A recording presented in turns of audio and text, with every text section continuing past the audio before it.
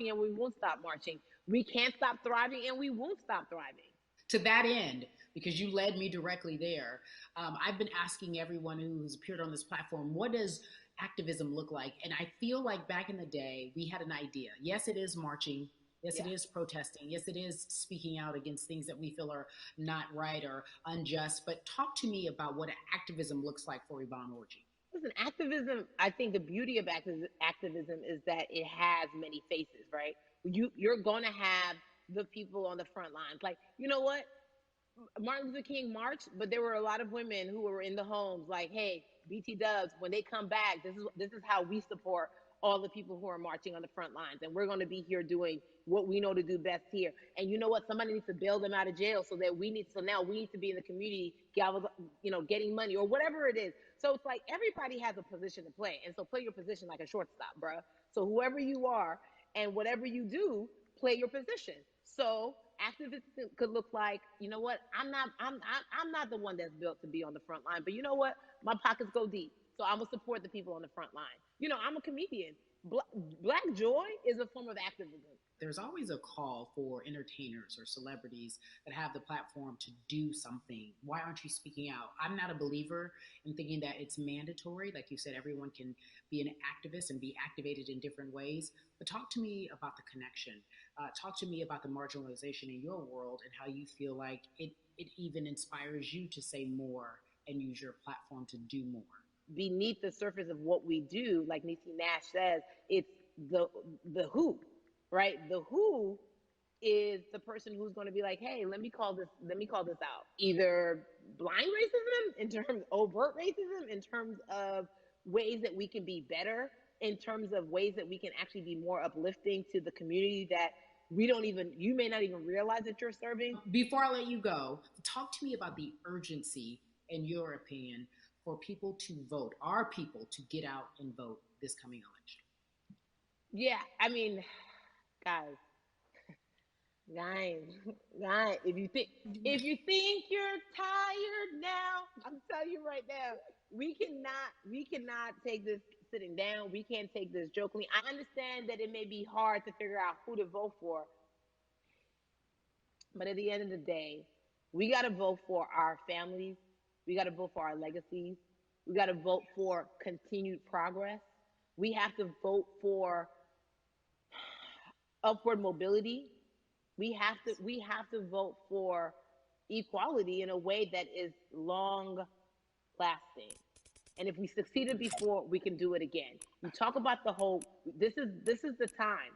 This is not the time to give up. This is not the time to pretend a way that we haven't made progress. We have. There's still much more to be done. And you know what? We might have to get to a point where we pass the baton to our children and our children's children, but we still have work to do now for that generation. Von Orgy, you are everything. You are Molly, but you are not Molly. But I love you so much as Molly on HBO's Insecure. You are an amazing podcaster, Jesus and Joloff. Shout out to Lovey. And then we also have movies. Like you, the world. You're a model, a cover model. Also, wait, don't let me forget your hugely successful stand-up comedy special on HBO. Girl, you're doing it all, and I am so grateful. You're truly the dream, not just the American dream. You're the black girl, brown girl, do it all dream, the immigrant dream, everything. You're a beautiful, beautiful soul. I really, really mean that from the bottom of my heart. Yvonne Orji, ladies and gentlemen, nothing but the best and excellence personified. Thank you so much, my friend. I love you so much, Mama. Mwah.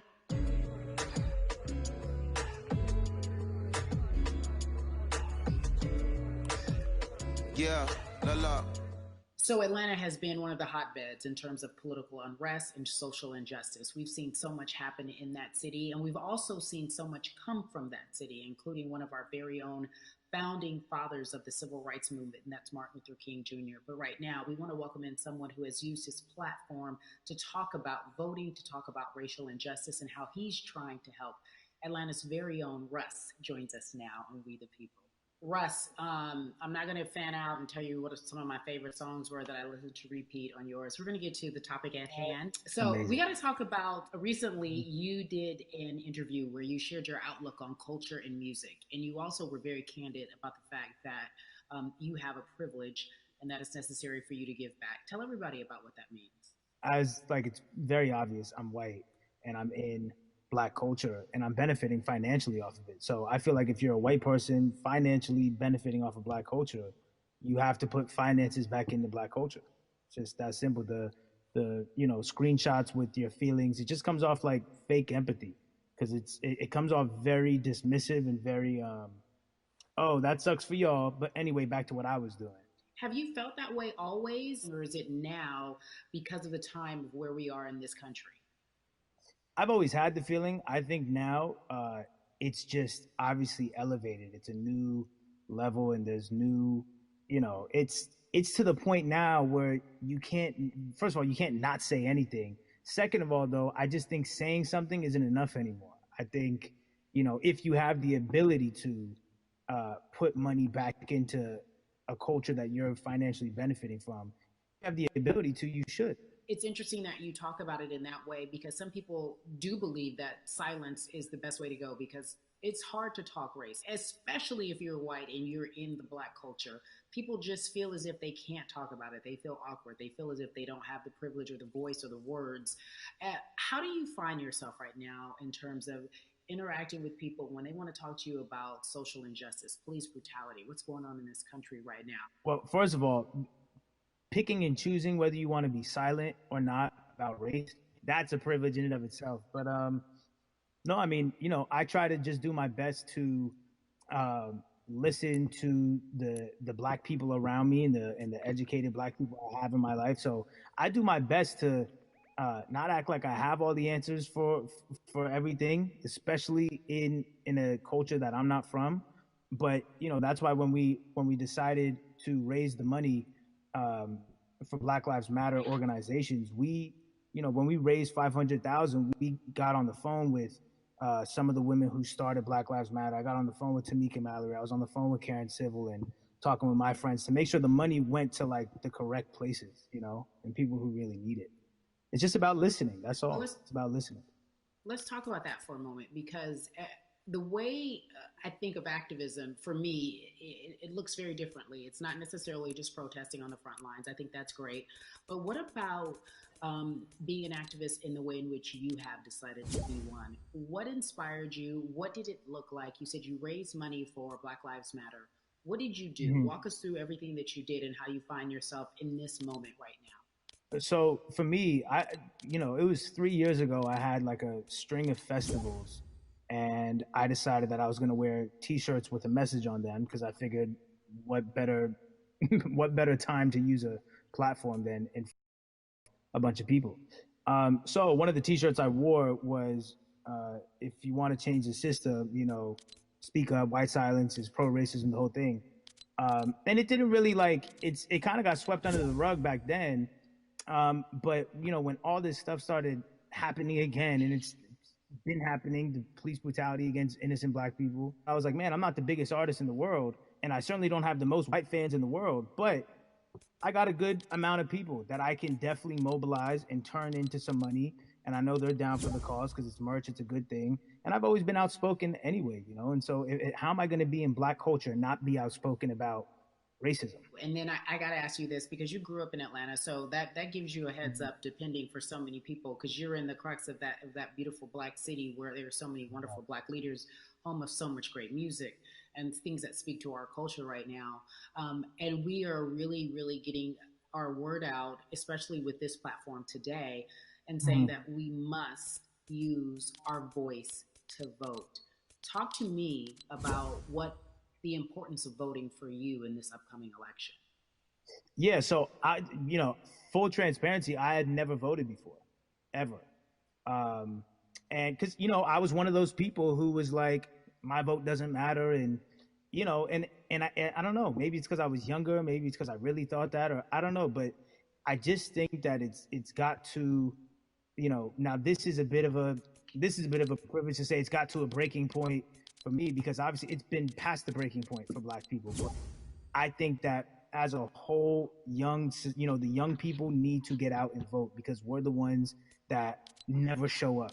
You know what I mean? We never show up to vote, but we're the future. So it's like, look, we got to go out there and vote, and then whatever happens, but at least we did our part. You know, you got to do your You part. know, you're very candid in saying that you just decided to vote, and I think there's a beautiful irony in the fact that you have your fans saying, "Because of you, I'm voting."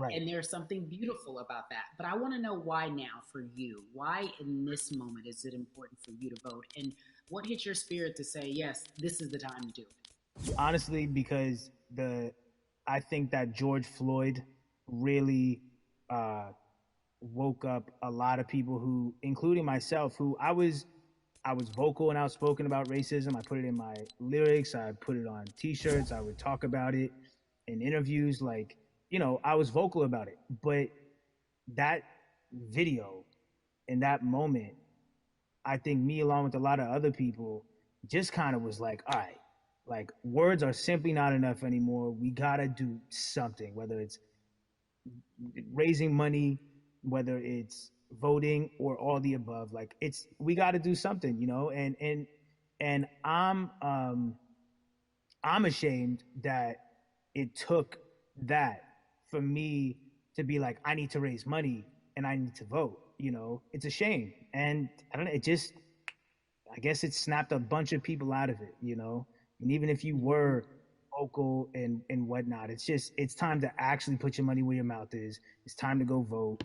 You know, it's time to just stop talking about it and be about it. You know, and it's been time for that, but like I said, you know, I'm ashamed that it took me this long to actually really be about it, but I'm here now. So Russ, we all know that this is going to be your first time voting. Tell me what that experience is going to be like for you in terms of what you're excited about. I think you know what it's going to do for me. It's going to let me know that I'm contributing to something bigger than myself, and I'm actually putting my money where my mouth is, and I'm being about it. Because, you know, for so long, and I know I'm not alone with this, but, you know, standing on the outside and just screaming about this and that and this should change, and it's like, all right, but did you vote? You know? And so you know, I know it's gonna feel good to know that I played a small role, you know. And that's the problem. I think the mentality of like my vote doesn't matter needs to be changed to my vote, albeit small, does matter. It's a role I'm playing, and if I play my part and you play your part and he and she plays their part, then we make a difference. But you know, it'll feel. I have a feeling it's gonna feel very, very bigger than me. I mean, I think when you realize that giving actually feels better than receiving, that's when you start wanting to do your part and contribute. So, voting is an easy way to give. You know. Hello. Yeah. Hi. To whom much is given, much is required. You've been given a Can you tell the Ruby skin to add me? For you, Russ. Philanthropist, Bro, artist, he can hear you. You know that, right? First time voter. We appreciate you. Yes. Thank you. I appreciate you. Can you add me?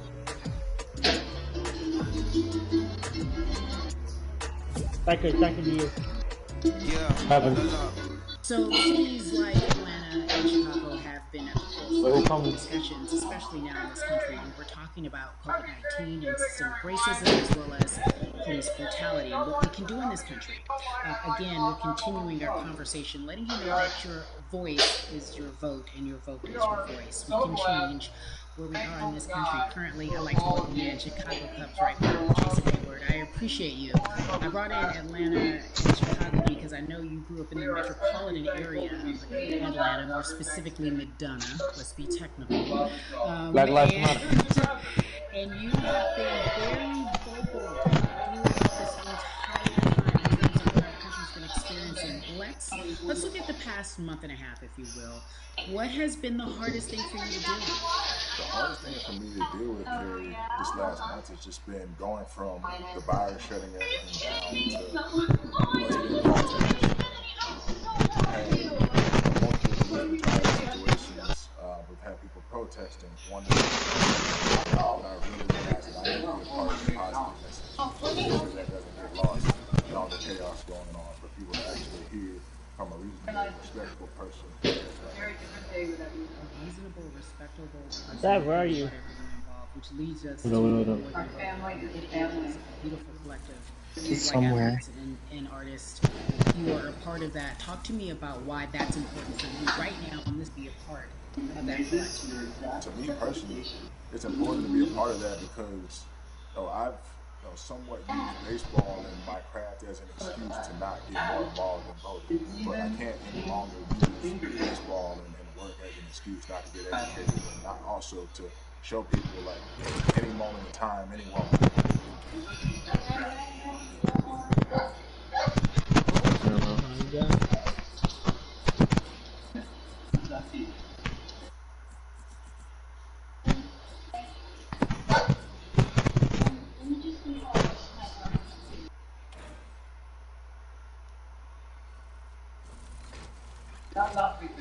How am I supposed to use it to check on my board? I think you might have to do that with the other car. You said something I thought was so key, is covering sports for so long. I know that it's tough for black players specifically in Major League Baseball to talk about how they feel. Adam Jones did it in a very eloquent way early on, but there are very few that are vocal. You said you were afraid. Why use that word, and why were you afraid? You were afraid because in 2019 there were 68 of us total. And there are 38 teams. There's 25 man roster on each team. There's a 40-man roster, which is on each team as well. And there aren't many of us. So we're outnumbered in that sense, but not always in a negative way when it comes to our teammates and our clubhouses. But to get to this point, you have to move a certain way. You got to be careful what you say. You can't ruffle feathers. You can't come off in any way. Much like other black entertainers, much like yourself. Probably having to live through life every day, but to get to the highest level, you got to button up, you got to be seen and not heard. So baseball is, like I said, it was time for us to try and speak up and make a difference and show it's okay to do so, because we can't be quiet any longer. That is a button up, be quiet, be seen but not heard. That is an expression that a lot of black folks can relate to in whatever aspect of professionalism that they experience, especially if they don't work for themselves. They just feel that. That is also a socialization that we have as black folks, especially, like you said, if you want to get to the higher level. And for so long, I felt it bubbling right underneath the surface that so many of us who were in whatever positions we were, who had platforms, were tired of pretending and looking the other way and spending so much time making others comfortable while we were uncomfortable. Do you feel that this is the type of movement that is sustainable, or is it just for a time? No, it takes everyone joining in on the conversation, and right now I feel like more than ever there is little things as possible to distract from bigger issues. And we saw on draft day, we saw our president Theo Epstein holding up the sign saying Black Lives Matter and wanting to include the rest of MLB in that. But now we're having those conversations as well. So I definitely think this is sustainable. And it's not always just going to be the popular thing to do. This is something that people want to get right because they know we care. Jason, you said you think it's sustainable, that what you're seeing, especially with your colleagues in baseball, that this can be something where you're feeling more comfortable, feeling more safe to share how you feel about social injustice and police brutality. What are you doing right now in this moment with your platform to help change how we look at voting and how to educate the culture and the community about voting? Well, first, what I'm doing, Carrie, is joining up with More Than a Vote and joining up with other athletes and entertainers to get that message out and use our platform in that sense as a group, and try to create a brand with this to make it something that's not just about the election coming, make sure that it's about people getting educated for years to come and figure out where to vote and how to vote. We've got people in different areas that cover different demographics and influence different areas of people. And as a baseball player, as a black baseball player, I have to be afraid. And to me, that can help a kid growing up. He can see me, he can see other guys that were in the video we posted saying, hey, this is what they're standing for. They're speaking up for these things, and it's okay to want to play baseball. It's not lame. It's not something I have to be as afraid of as I was before. So I feel like that's my role in this.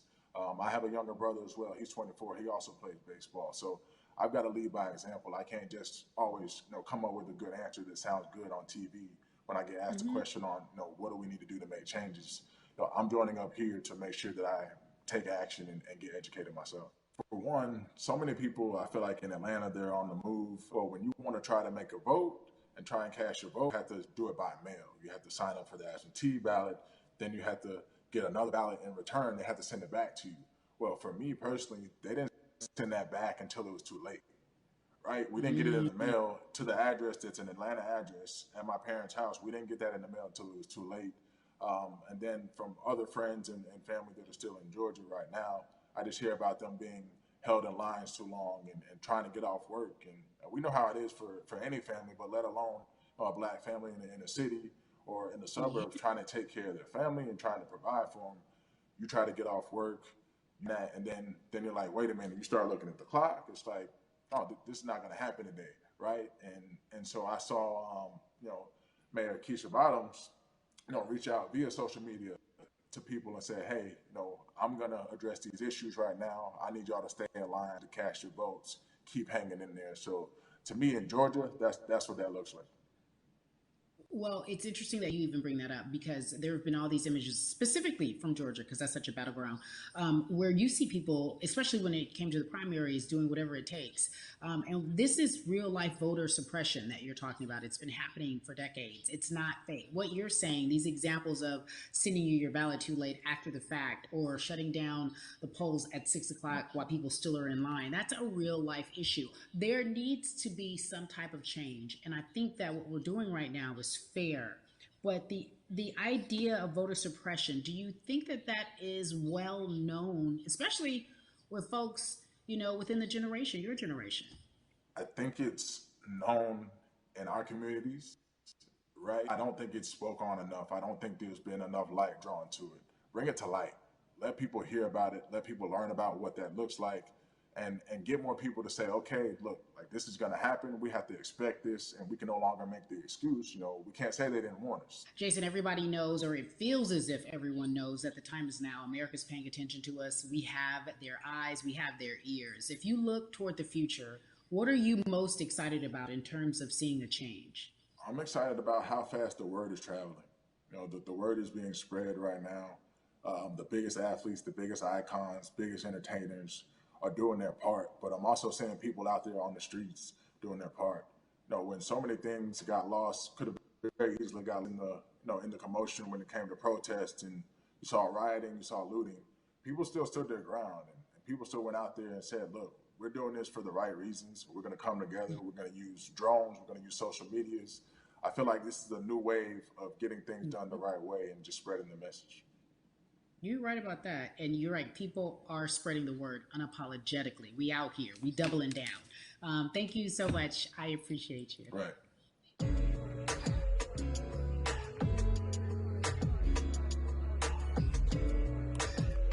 Yeah, la la.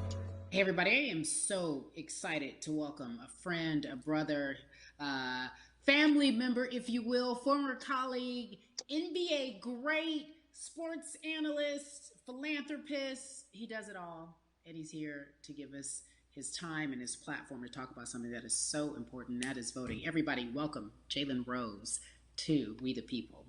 Talk to me about how important it is for the people who know you and love you and look up to you. Why is it so important that you use your platform to talk about voting?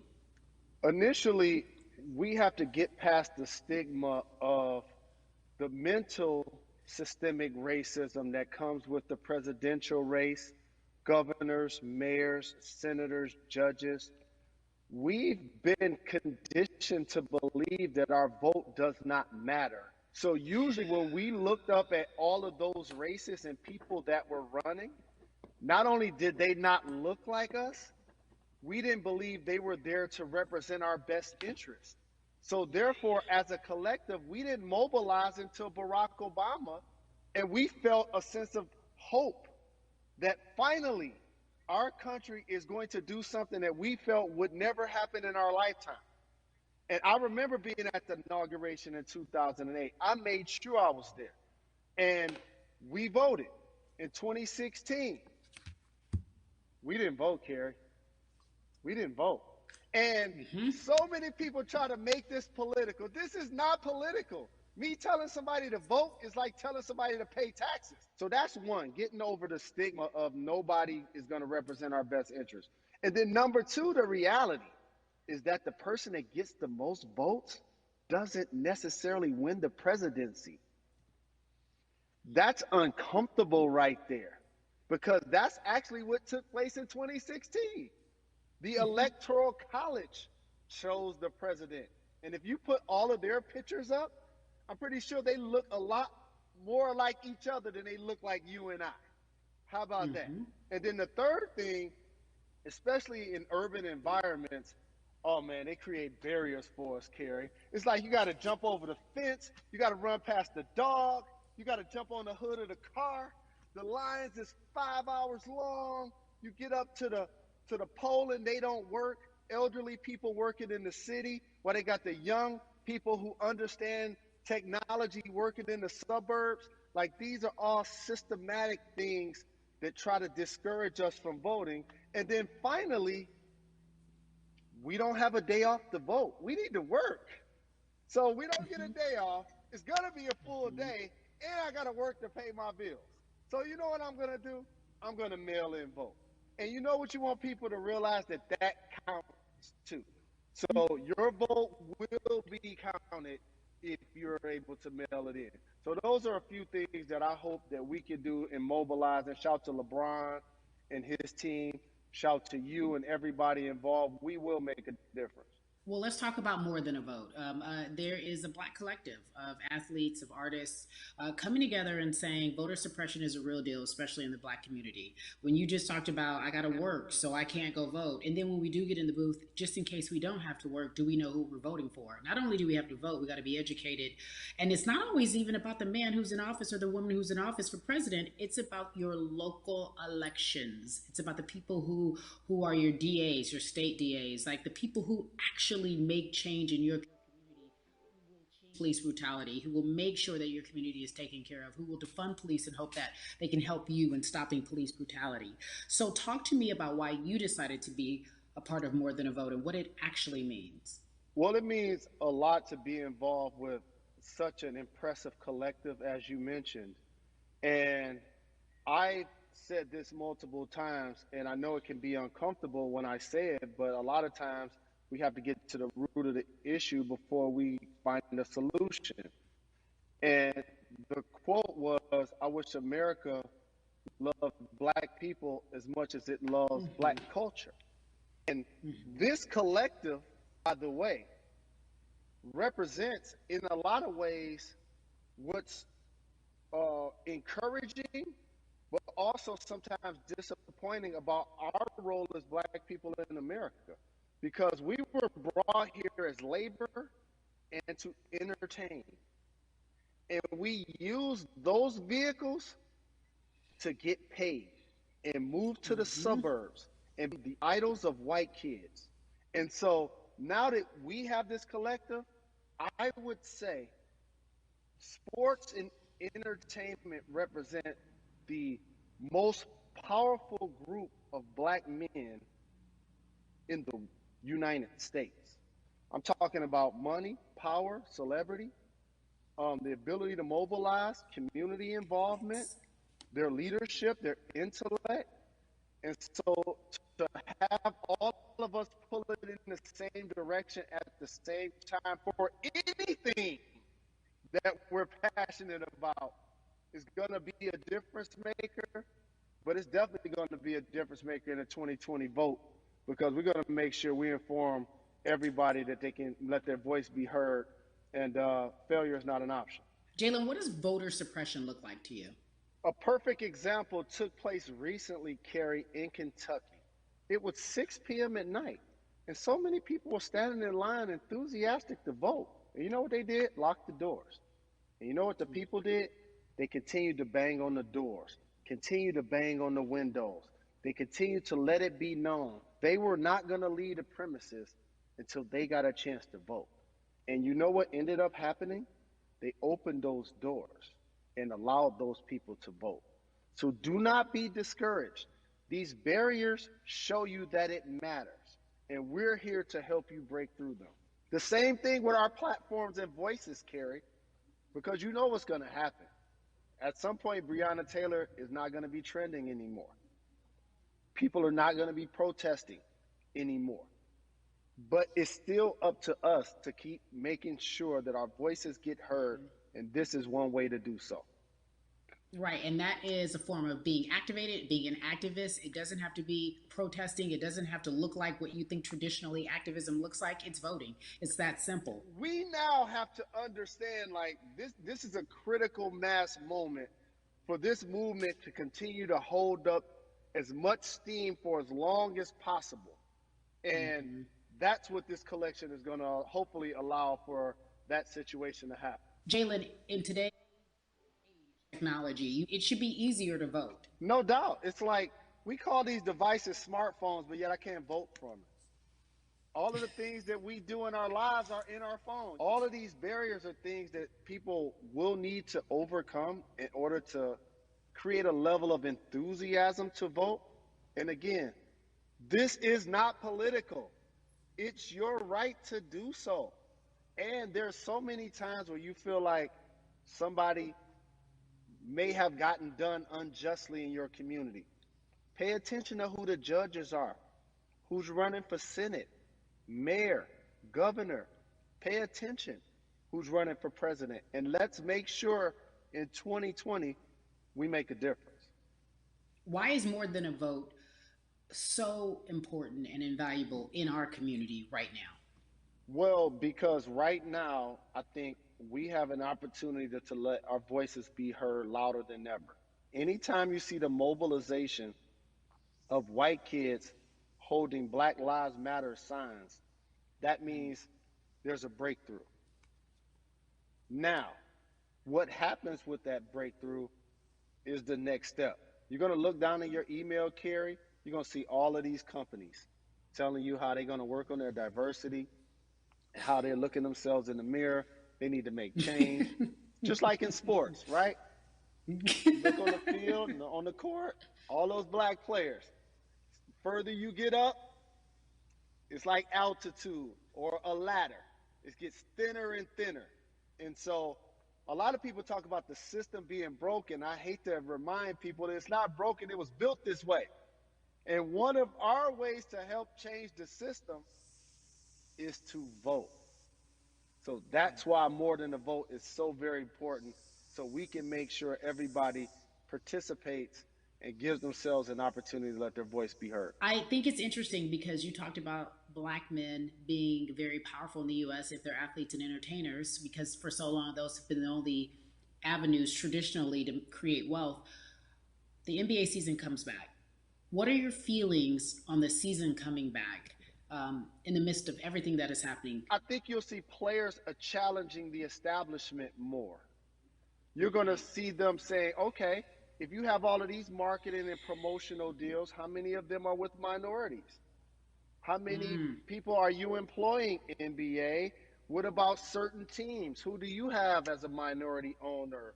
Or what about the candidates that you have for positions of power?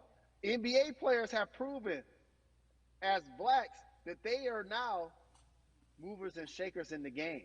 They're now the dog, not the tail. So if they decide not to, changes and conversations have taken place in sports that weren't during the game. Colin Kaepernick was before the game. The Ali Summit was a press conference. So they could mobilize if they chose to. But when and if you do play, challenge the league. Black Lives Matter on the jerseys. Continue to make sure that every time people are watching the game, they're also seeing the movement happen. Jalen, I appreciate you because you are always entertaining and informative at once.